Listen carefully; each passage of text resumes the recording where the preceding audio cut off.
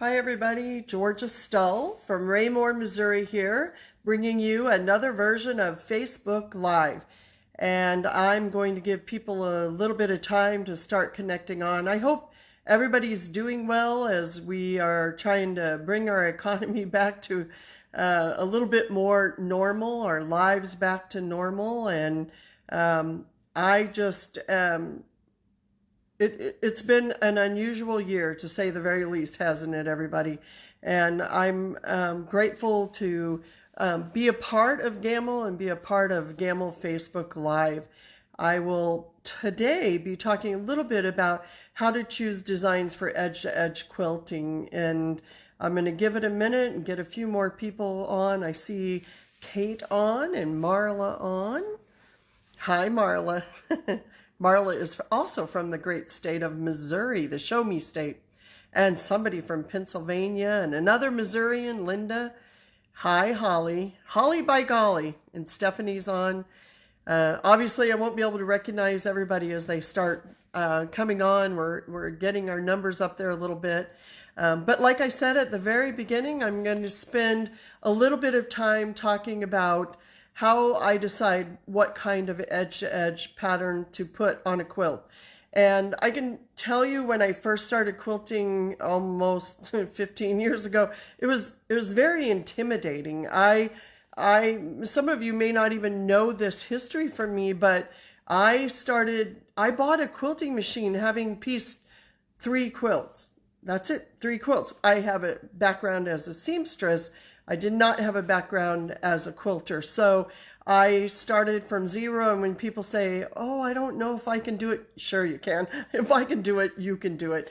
And later, as I looked back over the years, I realized that was one of my really hardest things, is what to do with a quilt and how do I decide. And so and today I'm just going to talk about edge quilting.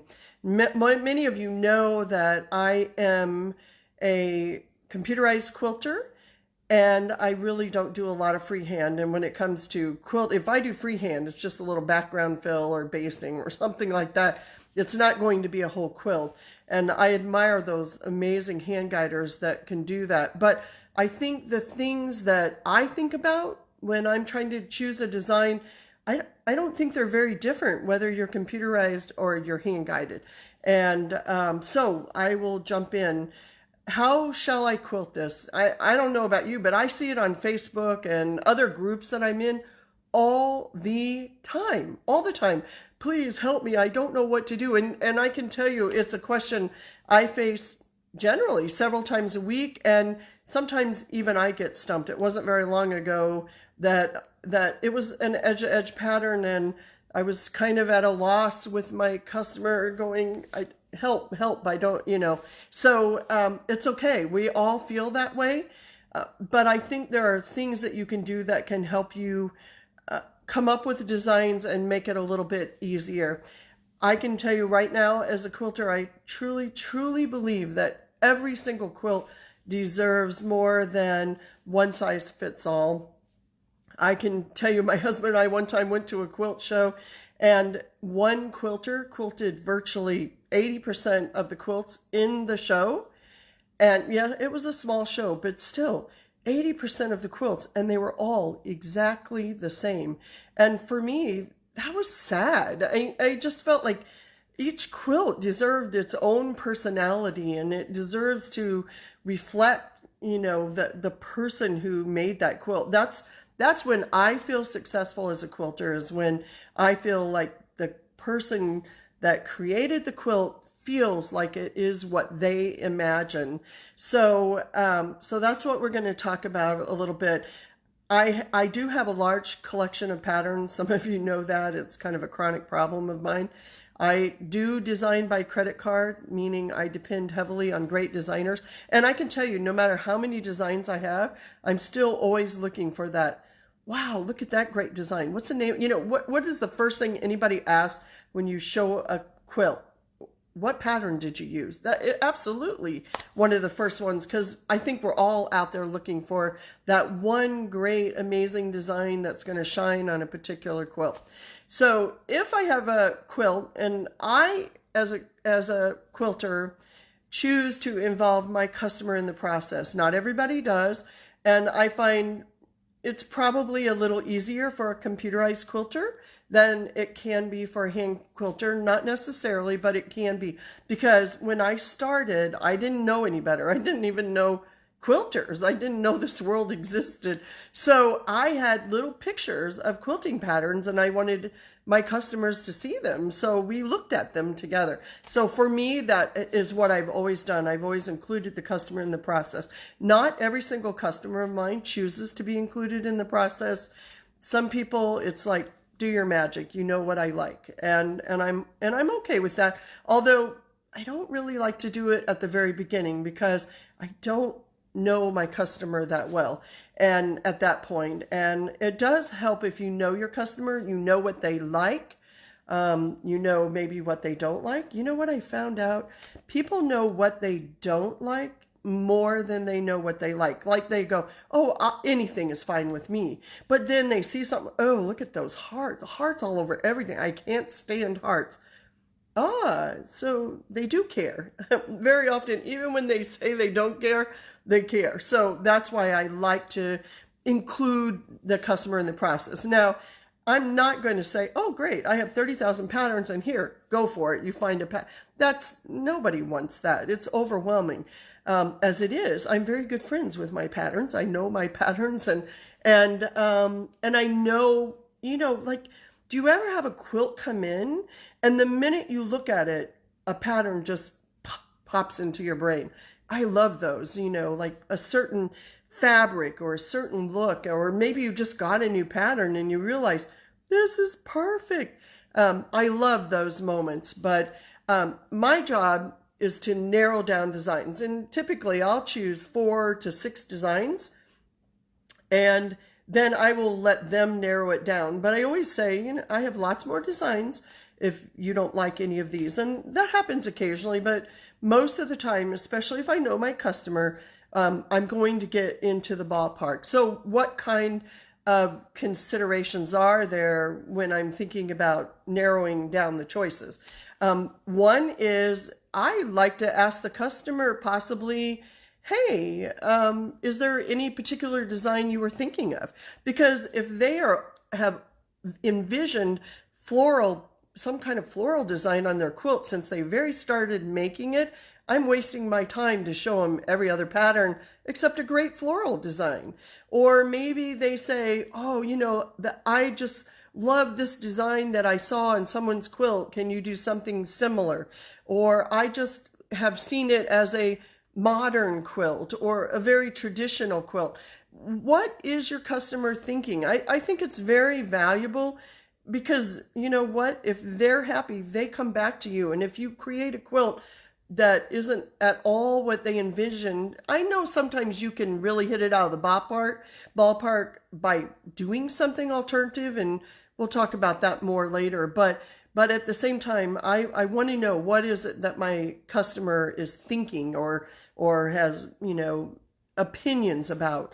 Does the customer have some part of the quilt that they really love? Like it might be just this one special block. I can, sometimes I've had customers bring me a quilt and they say, I think it looks very Southwest. And I'm going to tell you, there is nothing on the quilt that made me go, oh yeah, that's Southwest. Or maybe they say, oh, it looks very Oriental. And I'm just like, well, not really. But guess what? It doesn't matter whether I think so.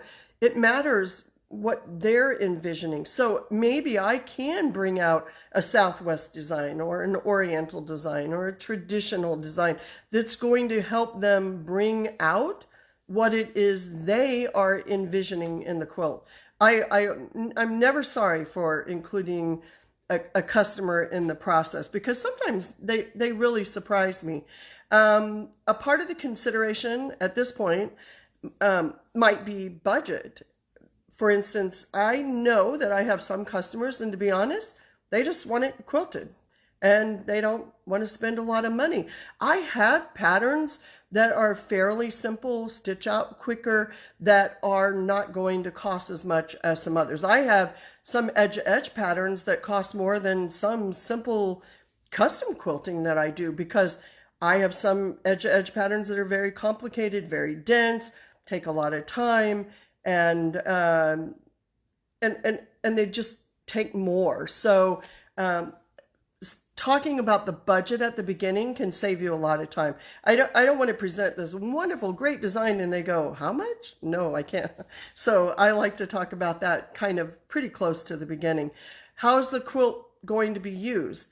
Is it going to be a baby quilt? I have a feel, for me, it's not everybody feels this way. I meet people and they say, well, I don't want very much quilting on a baby quilt. And quilters tell me this, but I have the opposite feeling, because to me, a quilt that is for a baby is going to be, you know, like washed how many times? 85 times in the washer, out of the washer, drug around all over the place. I want a decent amount of quilting to hold everything in place and to stand up to all that wear and tear. So, you know, maybe if it's going to be something that's going to get a lot of use, I probably am going to put a lot more, maybe not a lot more quilting, but a nice even coating of quilting. I don't want big open areas in the quilting design. And I'm not a fan of that in particular anyway. I might take a clue from the fabric. Is it a certain style? Does an element of the fabric make me immediately think of a particular quilting design? Does it make me, do I sometimes, maybe I want to mimic some lines that I see in some of the fabrics. They say, oh, that's my favorite fabric right there. Maybe I can pull something out of that and find a design that brings that out and emphasizes that because it's one of their favorite elements. Sometimes I want to mimic, and other times, maybe I want to contrast. Maybe it's just straight line, straight line, straight line, jelly roll quilts. Just, you know, just straight lines. Well, guess what? Maybe that's something I want to put something other than just straight lines in it. I want to give it a softness. I want to give it a little more character than just those straight lines. So looking at the fabric, you know, deciding, do you want to contrast or do you want to mimic some lines? I might take a clue from the time period that the pattern reflects. What if I have reproduction prints in it and the customer, you know, is making it for their grandmother or something? Maybe I want to go back, you know, and say, well, a Baptist fan is was very popular during the Civil War, and maybe that's a pattern that I want to use. Or, you know what? One time I can remember a customer bringing in a quilt, and it was an old quilt, and it was different though because it was made out of all solids. And when I first saw the quilt, I thought, oh, it's a very modern quilt. And then she told me, no, it's an old quilt or whatever. So you know what we did? We did a Baptist fan, but it was a new modern version of a Baptist fan. And it was amazing. I thought it looked fantastic. And it was sort of, you know, the old style meets the new style and gives the quilt a whole new character. If the fabrics are super duper busy, I will just tell you right now, I'm not a fan of putting in a design that has like puppy dogs or kitty cats or running shoes or things like that, because you lose that design. You don't even see it. You might see parts of it, but you don't see enough of it to really enjoy that in the process. What I do is what I call a texture. Maybe it's flames, maybe it's, you know, lots of circles in different sizes or things like that. But I get a nice texture. It gives good coverage, but I'm not, you know, trying to see, wait, is that a puppy dog in there? I'm not sure, you know. So for me, it's just as important. And then the opposite. What if it's a relatively plain quilt? You know, maybe I had a quilt one time and it was just, you know, white squares and mint green squares and white squares and mint greens. And that's all it was, 4-inch squares, nothing great.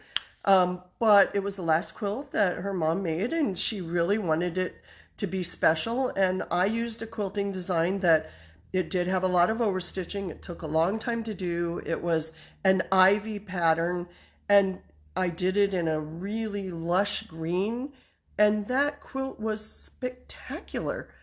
It didn't start out spectacular, but by taking that plain sort of canvas and putting something really special on it, because I knew she wanted this quilt to be special. She wanted to say, my grandmother made this, and it meant a lot to her. And so, so it's, what is it you're trying to achieve? Sometimes the quilting, you just need texture to make it happen, to get the fabric quilted, but not necessarily put in a design. And other times you really want a design. Maybe the fabrics,